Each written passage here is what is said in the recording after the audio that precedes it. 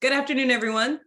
Thanks for joining us today. My name is Alicia Powell-Gillis, and I'm the Senior Director of Event Content and Executive Host here at GovExec.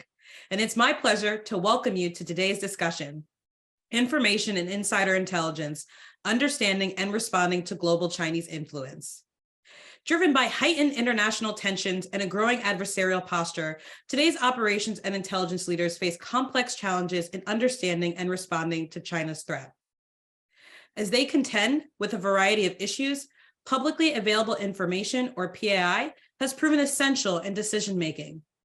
As plentiful as it is disorganized, this information often lacks the necessary context for proper decision-making. As leaders look for next steps on everything from China's future microchip development to the country's next steps in foreign investment or economic assistance.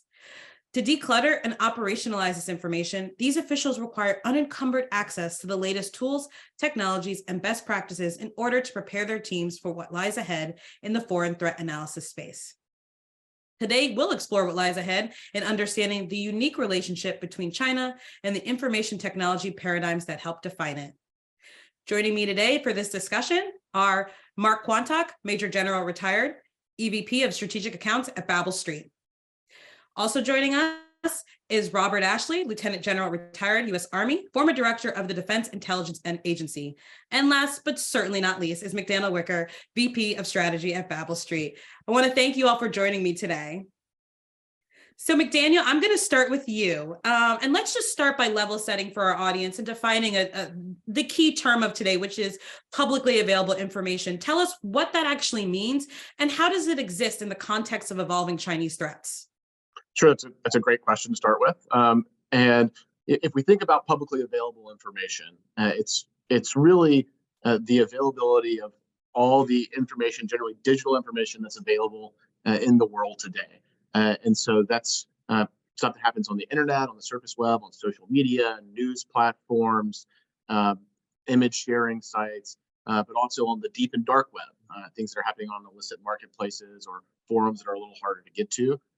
There's also a world of records. Think about corporate business filings and personal records, criminal records. All of this goes into the larger realm of publicly available information. And then there's kind of the sister capability, commercially available information, which is slightly different. You just kind of need a textbook to go out there and get it. And this can include more of that kind of same data that's aggregated by other parties, or it can also include things like open source imagery from satellites. So it's really a large amount of data, and it's growing very rapidly. In fact, I think this year in 2023, there's expected to be over 100 million zettabytes of publicly available digital information. That's 1 trillion gigabytes of digital information. So it's a huge amount of data. It can be extremely valuable because it can inform a lot of decisions. It can give insights to places we might not normally have insights, assuming you have the right artificial intelligence and machine learning tools to analyze it and surface the right information. And that's where it becomes really important to that China threat, the second part of your question, which is how does PAI inform the threat on China? And really, effective use of PAI and related AI tools give us keen insight into things that are happening in China that we might not otherwise be able to glean. It lets us be able to look into connections that companies might have back to Chinese companies, particularly to the Chinese Communist Party or the PLA, which lets us mitigate risk throughout our supply chain or in our hiring practices. It lets us understand narratives that are happening related to China, not just within the PRC, but across the globe as China's global influence expands. And as there's kind of the tip of the iceberg about where this data is insightful when it comes to China, and it can really have a huge impact.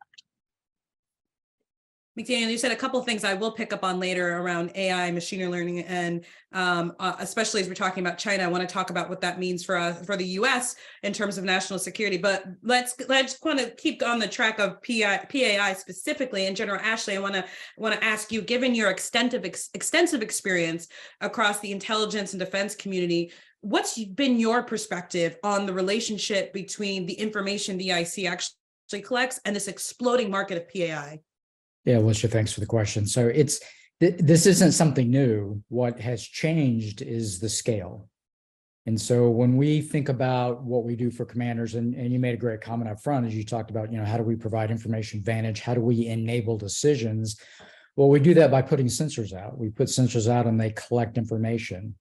Now, government has a big budget, but there's only so many sensors that we can put out. Yet, with everything that's taking place with ubiquitous technical surveillance, so much information that's being collected, literally the entire globe has been adapted into these various sensors. And so much more information is available. And so the relationship between the IC and I don't want to say OSINT, because OSINT is an output. That's something that you produce. But the relationship between the IC and public available information, commercial, and for McDaniel, I'll add one more category is just data in general that may not fall in one of those two categories, is that we have to leverage it. And we have to leverage that information at scale. And there's some other details we'll get to a bit, later about tradecraft and how we test the veracity and the provenance of that information. But from an IC standpoint, we are still in the crawl stage as we're looking at, how do we build the force structure? How do we think about career fields? What does this mean for the intelligence community? And really, this is something not only for the IC, but if you're the logistician, if you're the engineer, if you're the planner, if you're public affairs, you're going to tap into this information because all of this is germane to what you do. So we got to figure out how we harness it at scale, bring it in, organize it with the right tools to give us insights. Because I've heard people say in the past forward, so I don't really have a big data problem. I have an insight problem, and I've got to be able to sort through this information. And thank you for giving that distinction between PAI and OSINT. I think that was important for our audience to delineate the two. General Quantock, I want to bring you in and get some of your observations. General Ashley just said about leveraging things at scale, and I want to talk to you about what you've seen. Obviously, you have your public sector experience, and now your private sector experience, and I just want to ask you, what's been the capability of the commercial industry relative to the public sector?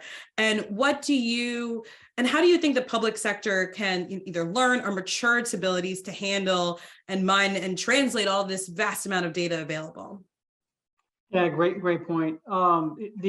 First of all, I would offer that the commercial industry has made huge progress over the last several years. In the old days, we think about open source or publicly available information as newspapers and such. Today, it can be very invasive. I mean, the amount of publicly available information is in terms of getting specificity on whatever topic you're looking at is incredible. So in terms of the tools that have been developed over the last several years, the open source analyst now has available to him or her what I would term as social media exploitation tools, where they can actually build collection. This isn't about reading newspapers and looking at at Twitter. This is about looking at the plethora of data through AI-enabled, ML-enabled tools, exploiting big data, built on targeted collection to go after whatever they're looking for. And so that technology is available today. And it explores not just traditional social media, but web, blog, the deep and dark web. Those kind of tools should be available to the open source analyst. And quite frankly, as Bob mentioned, we're at kind of at a nascent stage. And so we're still working through the policies associated with what we want our analysts to have access to. But I would tell you that we, from my view, and I'll give you a very quick school of hard knocks here, we're not doing that rapidly enough. We appear to have a bit of risk aversion in terms of putting the right tools in the hands of our OSINT professionals. And the example I would give you in April of 2017, that was the J2 for Central Command. And we were tasked by the National Command Authority under the Trump administration to do a strike on the Assad government based on the Assad regime killing 90 civilians, 30 of which were children. And so we were asked in a very quick time frame to come up with some targets associated with the aircraft that had done the strike, that had killed all those folks. And so within, I don't know, 72 hours or so, we came up with a target list. And being a product of my background, I was very familiar with all things sensitive. And so the collection, as you might imagine, we did was very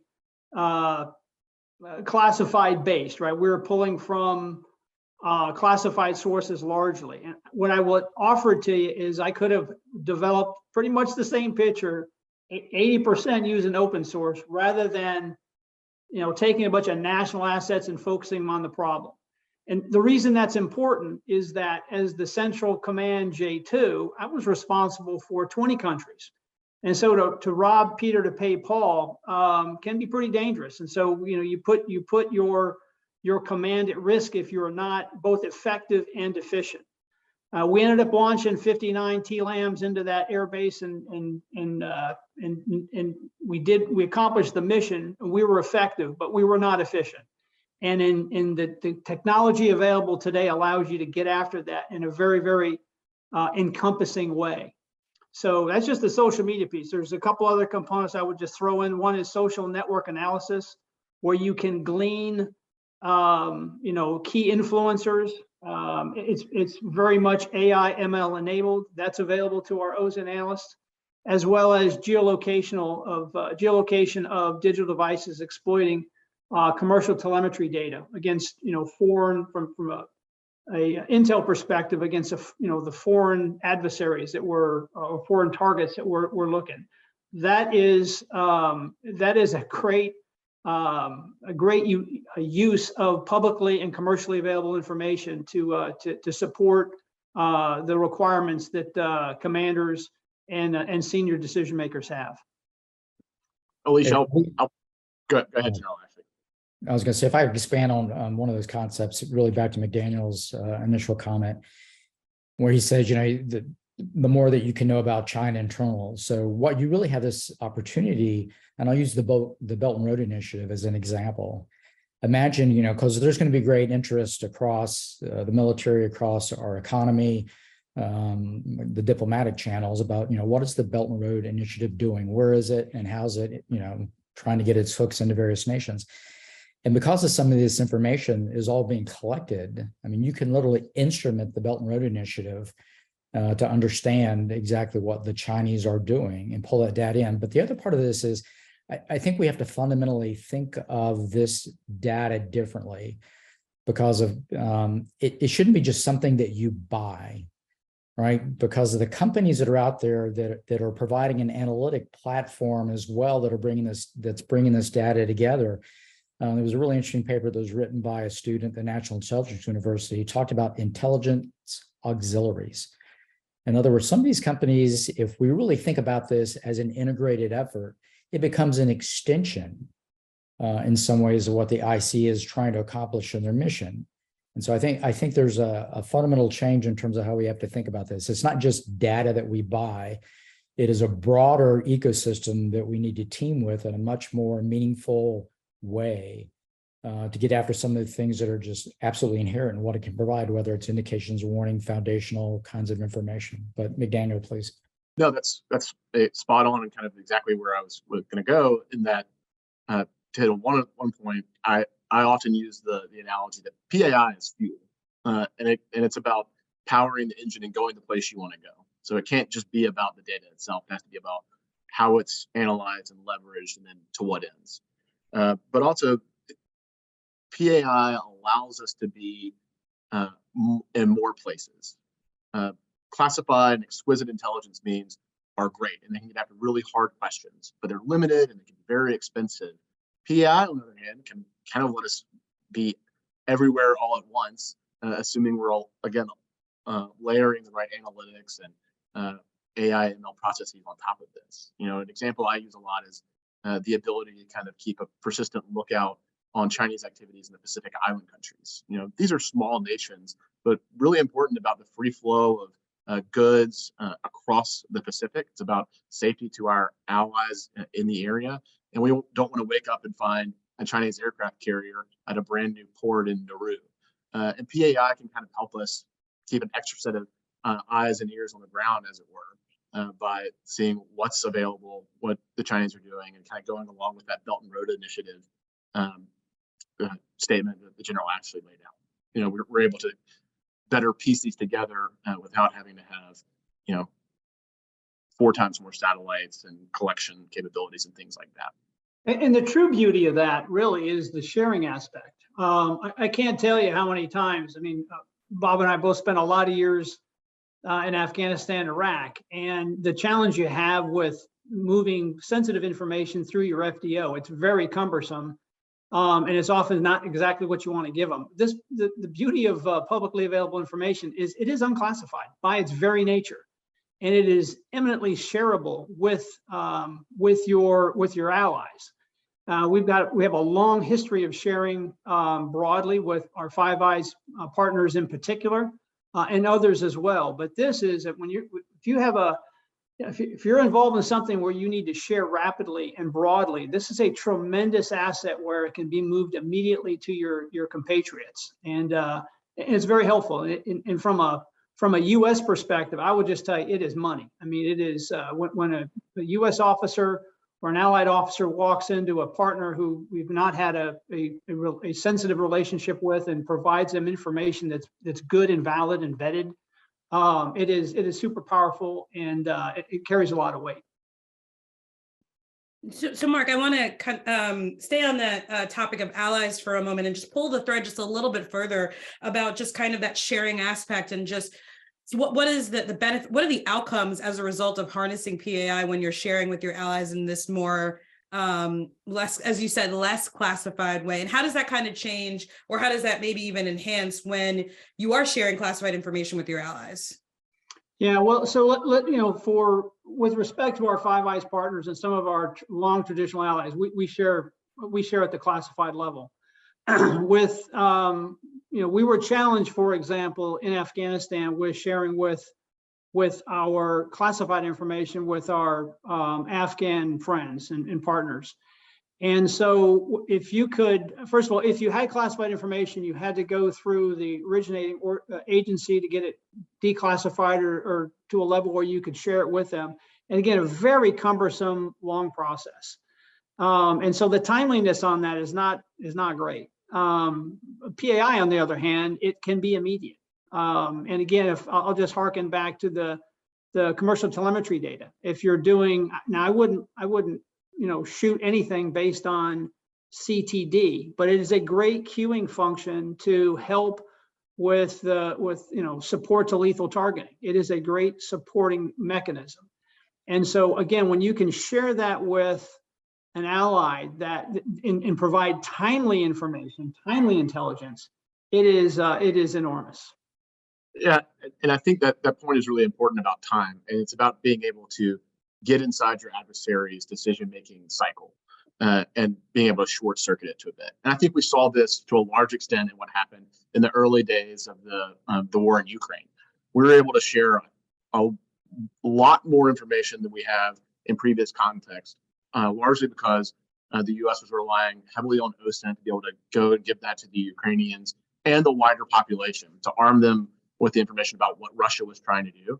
And so that's just a new way to kind of get out in front of the narrative to make sure people are making informed decisions. And you're not having to say, trust me, because you're able to bring information to the table and say, you can see it all here, and it's all just based on this open source information. So it's easier to share. You can do it quickly. And I think we saw the value in the Ukraine-Russia conflict. I think it's equally as applicable even in non-kinetic kind of warfare scenarios like China's information and economic warfare, where they're seeking to influence countries and kind of bring them into their sphere of influence. Yeah, I really want to highlight one point here, because I think we would be remiss if we didn't highlight that this is not a substitute for the exquisite collection that the IC provides. The IC looks for a layered all-source approach, but this is more and more becoming a big chunk of it. I've heard 4-star combat commanders, I've heard senior members of the IC go, probably about 80% of what we do is unclassified. And that last 20% is pretty important because, for those of us that have worked in the community, it's amazing some of the information that we get. The other part about this, going on the theme of sharing. So I'm going to give you the Bob Ashley Western trained analyst perspective of reading some of this public available information. But I'm going to share with a partner. And so back to McDaniel's comments on Ukraine. If we're sitting down having a conversation with a Ukrainian or an East European analyst, they're going to look at that a little bit different because of what they understand from a cultural, social, kind of environment.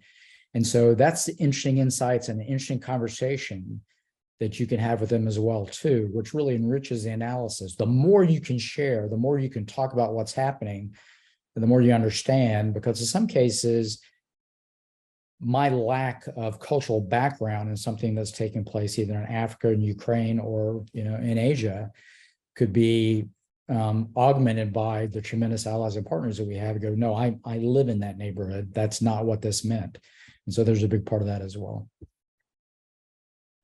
And the examples that you all just gave when we were talking about Ukraine and Afghanistan, obviously, and I think you kind of alluded to this, McDaniel. This was obviously these were active war zones that we're talking in. So I kind of want to flip this a little bit and talk more about in that more adversarial, we're in a place in a strategic tension. And this is where I'm trying to bring in China here and talk about a little bit more about how PAI and more of this not active conflict way, how that relates to understanding our adversaries where tensions are rising. So McDaniel, maybe I'll start with you on that one.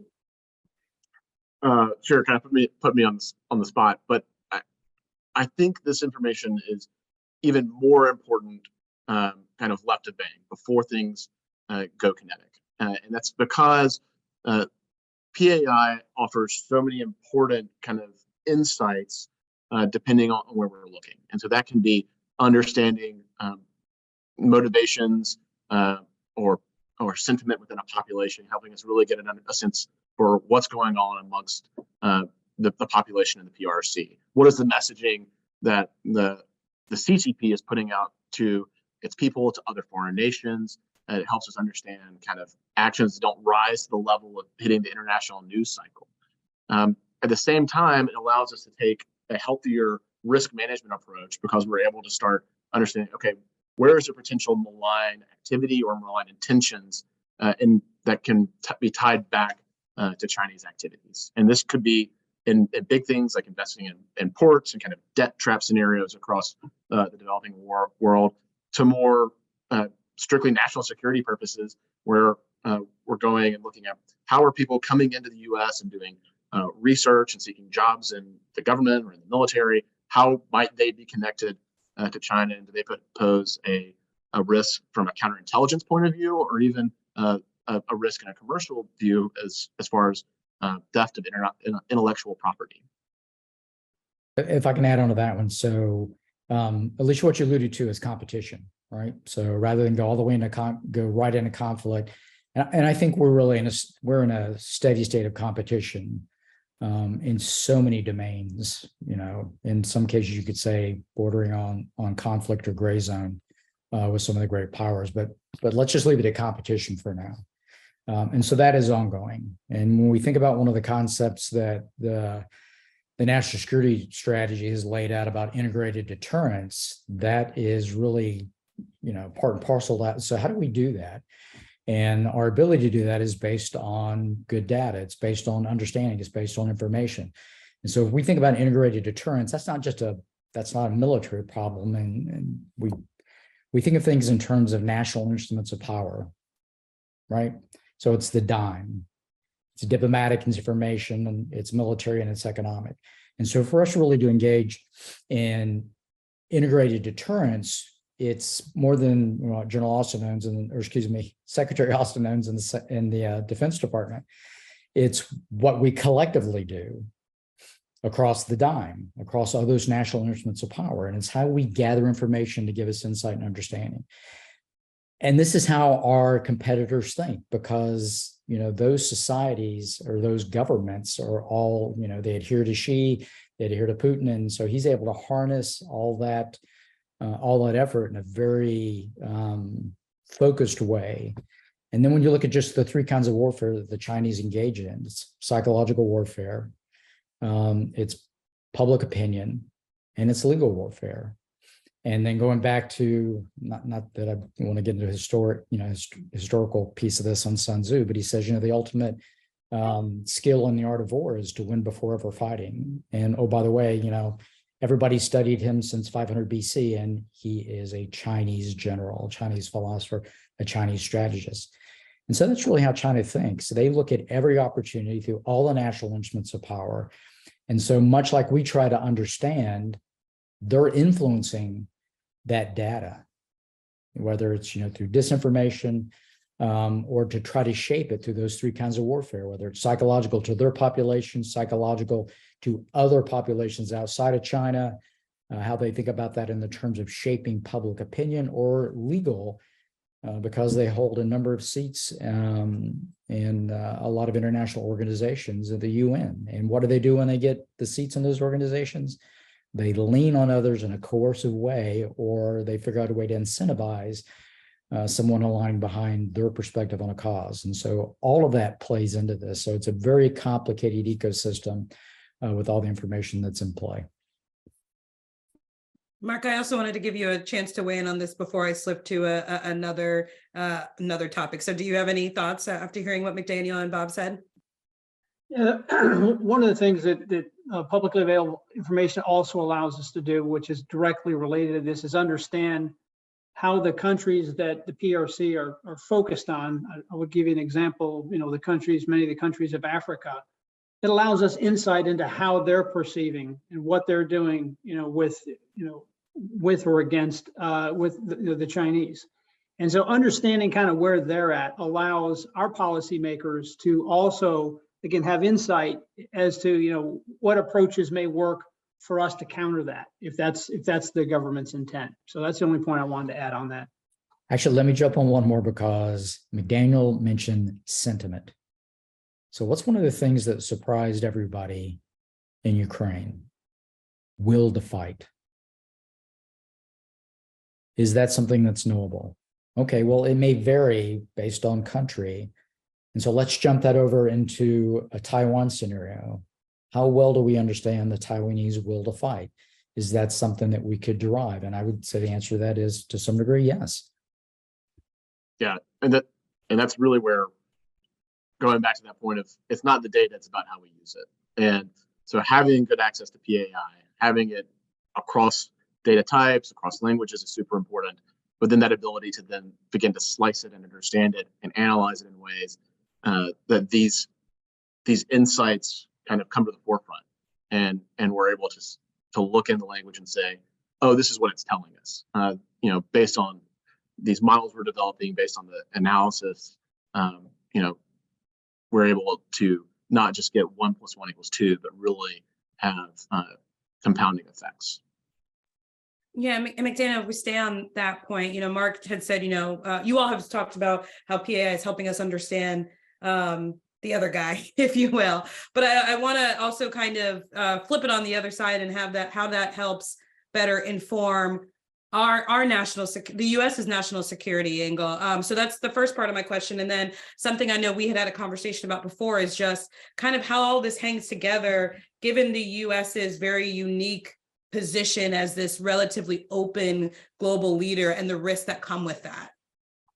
Yeah, I'll take the second part of that question first. China has a lot of advantages when it comes to the information environment and waging information warfare. They control information much more strictly. They control their population much more strictly. But that's not who the U.S. is. It's not who we've ever been. Land of the free and being open and attracting the best and brightest minds and encouraging people to come here to contribute, to share their talents, has been what's made America great. And to a large extent, it still does, but it does open us up to a level of risk in a situation like this, where information becomes the tools of warfare. And by encouraging people to come in and being open, having great privacy laws and things like this, it means that there's now an avenue of attack that we might not be aware of. But it's my opinion that PAI actually offers us a tool to begin to mitigate that risk, because we can identify risky behaviors, we can identify risky personalities, connections back to adversarial companies, countries, etc., sooner, and therefore still keep our borders open, still encourage that free flow of ideas and information, while appropriately protecting the assets that we need. So, some examples of this could be Department of Energy. They run a nationwide system of national laboratories that are involved in a lot of very important research, particularly related to our nuclear arsenal. And so they bring in a lot of international talent to join in these research projects, and making sure that international talent is here for the right reasons and not malign reasons is really fundamental to our national security. And so it's important for us to be able to balance those two sides, freedom and security. And I think PAI gives us a way to do that, in large part because a lot of this information has been voluntarily given out already and exists in the open. So, part of that inherent tension in an open society and level of risk, as long as you understand what that risk is, then you can work on the mitigation measures. We have the Committee on Foreign Investment in the U.S. known, every acronym becomes a noun at some point, right? CFIUS. And so they look at companies that are investing in the U.S. and see whether there's risk there. And that has gone beyond the scale of what, the CFIUS committee can do right now, because of the different little components and globally distributed supply chains. And we saw this in the pandemic, where it was a very eye-opening experience to see where risk was. And so how do we think about redundancy and resilience in our supply chains? And especially, how do we think about risk in the supply chain if something's coming from a country that may be able to put a backdoor in something that's either a chip or it's software related, things like that. And so, we talk about the red, which is what we've done so far. This is kind of on the blue side. So how do we protect blue? And a lot of what is available out there in terms of publicly available information, Mark talked about earlier, network analysis of supply chains that allowed you to understand who's putting that together, where did it originate from, and sometimes there's a thing called white labeling, where you don't know exactly who the company is because it's done by somebody else. It's completely legal and it's white labeled. So in other words, I write some software code for a particular capability, and McDaniel's the one who sells it, but he sells it as McDaniel software when in fact it was Ashley LLC that did the original work. And so it's uncovering those kinds of things, and those supply chains are not static. They change over time. And so there's a lot of work being done right now, and that kind of information is available for you to do that research and understand those a lot better. So it's it's critical. And then when you talk about the intellectual property theft, I think the number that's been bannered around is about 600 billion, each year over the last few years, which is just absolutely incredible.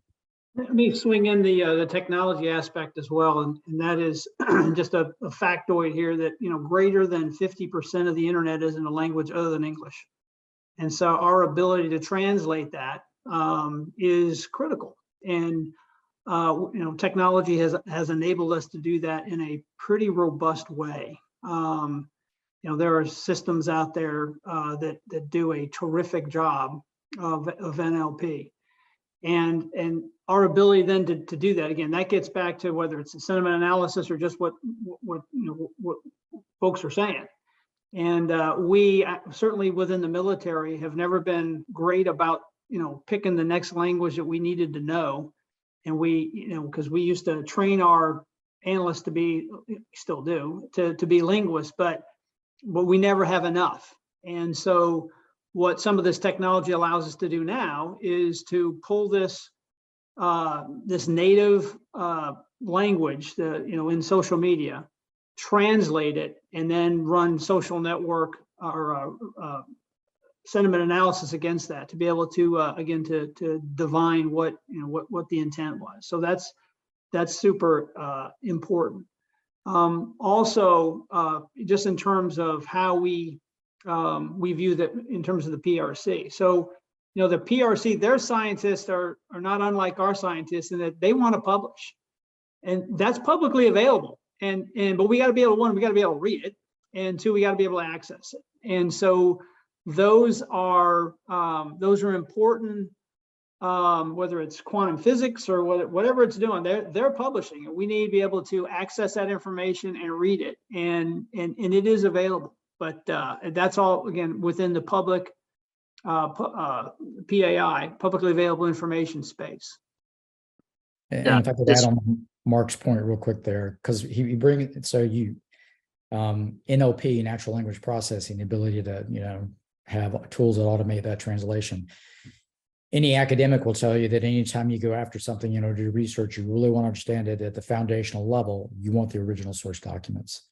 And so in this case, this allows you to go after original source documents. One of the reasons that a book that was written by Rush Doshi called China, the Long Game, China's grand strategy to displace the US was such a powerful read for me is it was original source documents that I'd not seen in a lot of things that people have written.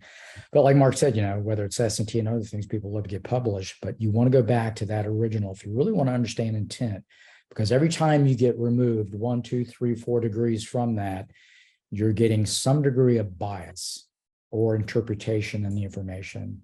And so that's why the sourcing and being able to apply those natural language processing capabilities against original documents is so powerful.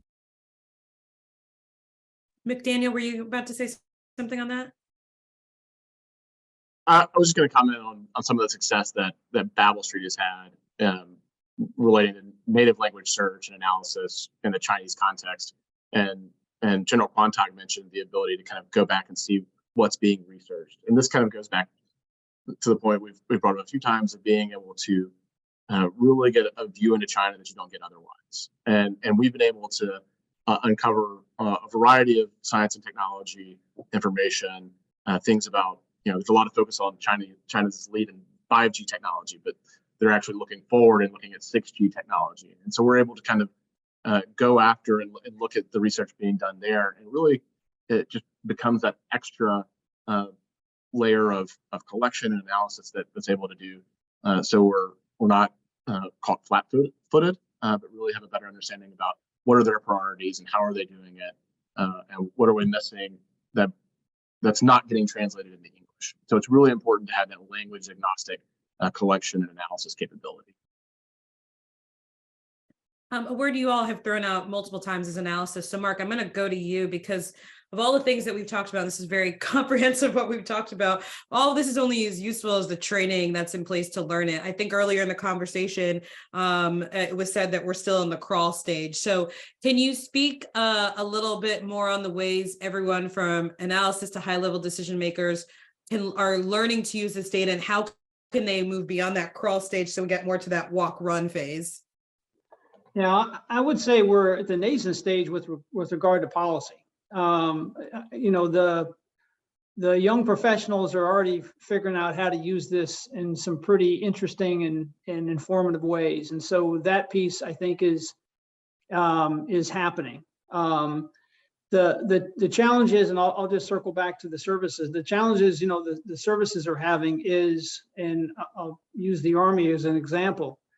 In order to create a profession and create force structure to service that specific profession, you've got to pull from somebody else or grow new force structure. And frankly, they're probably not going to do that. So they got to figure out what's the right way to approach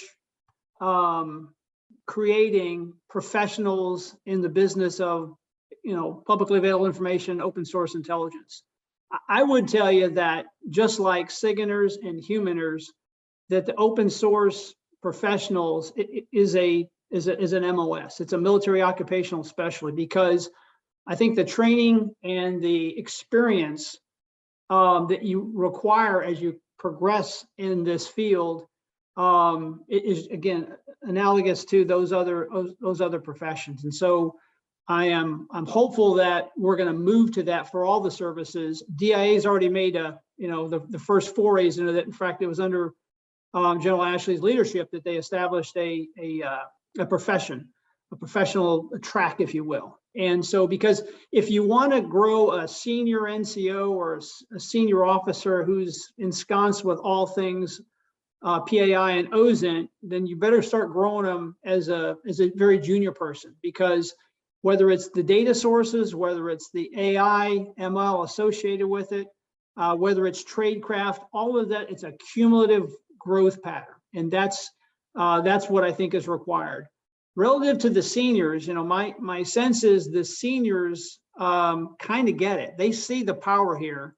The very junior folks, I mean, they've lived this. They've lived with it. They've grown up with this kind of technology, and they're very open to it.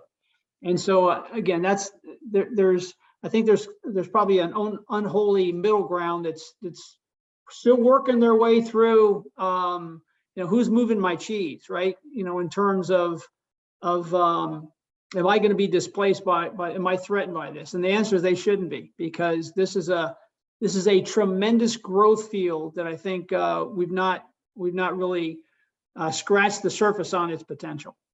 And I don't think it's necessarily people who are opposed to publicly available information or OSINT per se, or even worried about it displacing them. I think it's just a level of bureaucratic inertia, and policy is just not adapting quickly enough to the current information environment. And so there's some work that needs to be done at the DoD and IC leadership level, but also either at the executive level and within Congress to better define what are the appropriate use cases and what are the lanes in the road of this. And then, especially in the intelligence community, people need to get more comfortable with the idea that just because you mention China in connection with a piece of information does not necessarily mean it's secret, no foreign. And I think people really default to that. Oh, we're going to give away our intentions and our gaps. I don't think it's a gap. I don't think it's a secret to anyone. The United States is interested in Chinese development of weapons. I don't think anyone's going to be shocked by that. And so we need to become more comfortable with using unclassified means to produce unclassified, sensitive but unclassified information that we can then more easily share and distribute. I do want to offer one slight different spin on what General Contact shared. I think having a professionalized OSINT capability is very important because then you begin to apply the appropriate tradecraft, and you're not just regurgitating rumors you hear on Twitter. At the same time, we need to be very careful that we don't stovepipe publicly available information into just these OSINT professionals. As General Ashley has talked about several times, PAI is not a tool, it's data. And it's applicable not just in OSINT, not just in intelligence, but across the board in all sorts of operational decision-making, risk management, and logistics decisions. All of these kind of things can be informed by this rich data that we now have access to. Yeah, but I think we can never emphasize the analytic tradecraft, right? Because that's an aspect of everything. So if you go into a senior leader, and this is my last job as the director for DIA, when I would talk to the chairman and others and seniors, and when I would do classes for the Pinnacle course, which is 3 stars, they're going to be 4 stars, I would tell them, I said, ask us about our tradecraft. Ask us about how we got to low, medium, or high probability. What all fed into that? And so I think you also have to see that in some of the stuff that's coming from this, because it's not just the PI. You're also getting analytic product that's coming, or insights that's coming from the commercial side and the companies as well too. And so what I also see is, because a lot of people that work in these organizations or former members of the IC, is they're very comfortable talking about Intelligence Community Document 203, which is analytic standards. So I think that's a big part of it as we move ahead. We're getting close to the end of the time, but I had one more question I wanted to ask you, McDaniel, based on your original comments and things we've talked about throughout today. And can you just speak a little bit more about the value of leveraging artificial intelligence and machine learning tools in respect to this conversation? And what does AI and ML allow people to do with these large swaths of data? Sure. Yeah, I think we've talked about it a lot, because it's so fundamental to being able to effectively use PAI. I threw out that huge number at the beginning about how much data there is out there. Going to an analytic organization or a company or whatever and saying, hey, I've got this big pile of data, is really unhelpful if they don't have the tools to use it. a big data lake is only as effective as the lure you use to fish in it. And AI and ML processes provide that tool. And so it lets you separate the wheat from the chaff and really go after the information that is of value. And that's why you need tailorable tools. It's not a one-size-fits-all approach, and not one AI or ML solution is right for every situation. So you need varying things. You need relevancy scoring, you need risk scoring, you need topic modeling and topic clustering. This is the way you start to organize the information so it can quickly be searched and sussed out, and eventually you're coming in and saying, hey, I didn't know that China was over here doing X, Y, and Z, but it's able to bubble up to the front based on the algorithms and the models that we've built for a specific use case. If I could throw one thing in there real quick, because we didn't talk about it yet. Actually, 2 points. One is the Fourth Amendment. So the context of everything we talked about, we've been very much focused on China, but what the IC does is foreign collection. So this public available information, commercial, this is about foreign collected information that's being leveraged to get those insights. So it's, one of the things the IC is very, very sensitive about is, personally identifiable information, acronym PII, and making sure that that's not in there on Americans. And so that's a sensitive point. We've talked about policy a couple of times, and I'll kind of give you a little bit of a soundbite, is that what we have right now is 21st century technologies with 20th century policy. And then there is a disconnect there because that 20th century policy never envisioned how you might operationalize some of these 21st century capabilities. And as was mentioned earlier, everybody can get access to this. It's the insights and how you use it. And there's a great example back from World War II. It's like, hey, everybody had radios, everybody had tanks, and everybody had planes. But, and even the French tanks were better than the Germans. But who really operationalized it under the concept of blitzkrieg? The Germans did. And so this information, it's public, it's commercial. Everybody can get it. Everybody can draw these insights. The question is, can get the information. The question is, do you have the tools? Do you have the ability to draw the insights? And then what are you going to do to operationalize it? At least as I think, as I put that in the context of national security and that integrated deterrence framework. So with the remaining time that we have, I just want to go around the horn very quickly. Mark, I'll start with you to just give our audience what you think is the most important thing they should take away from today's discussion. Yeah, thanks. I if I were king for a day, I would coach the leadership with the government to be as aggressive as they can in terms of implementing policy, far-reaching policy. My sense is that while folks recognize the importance of OSINT, it truly hasn't been embraced yet, and that I think we need to be more aggressive with implementing it. We're going to stumble. We've stumbled in the other INTs as well, but let us stumble, let us fail fast, let us correct, and let us move out, because the price is high for failure in terms of ceding our place in the world to others within the context of great power competition. So that would be what I would wish for going forward. Thanks. McDaniel, what would you say is the most important takeaway for the audience? I'm going to go back to something that Gerald actually said earlier, which is we are currently in a steady state of competition with China. And if the U.S. is going to be successful in this competition, it's fundamental, though, that we understand what the PRC is doing, where they're doing it, and why they're doing it. And publicly available information is a key piece of that puzzle, especially when enabled by multilingual analysis and AI and ML tools.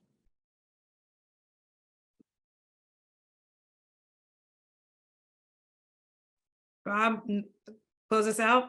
I was going to say last man standing, but I'll defer to let you call on me. Yeah, both those comments are spot on. And Mark, And all of us have lived in and I love my Army. I love the other service teammates and, you know, the government that I worked for the 36 and a half years, but there's a level of risk aversion and pace that you just don't see. And everybody talks a good game. We got to move faster. We got to do this. We got to be less risk averse, but their actions don't necessarily match the narrative. And then I think my last takeaway from this one is, you know, echoing what has been said already is, you know, the one thing that you find out when you're in the Pentagon, if you don't have the resources, it doesn't matter. And so for us to do this at scale, to get the insights and to be able to bring this into not only the IC, but all the other, you know, areas that we talked about for the planners, for the logisticians, for the engineers, for public affairs, is we've got to look how we harness this, but we got to do it at scale, which means we got to resource it. Oh, I hate to step on your last line, Sarah, but it just brought back to mind, if we're going to do this based on the speed of government and based on the resourcing, this has to be a joint approach where we're leveraging best in class technology that's being developed in the commercial sector for this public effort. So it really is whole of government and beyond. It's about using all levers of national power. That's right. We all bleed purple. We all think joint. You got it. And on that note, we have reached the end of our time today, but I want to thank Bob McDaniel and Mark for joining me and sharing your insights on this emerging topic. Thank you so much. Thank you. Thank you. Appreciate the opportunity.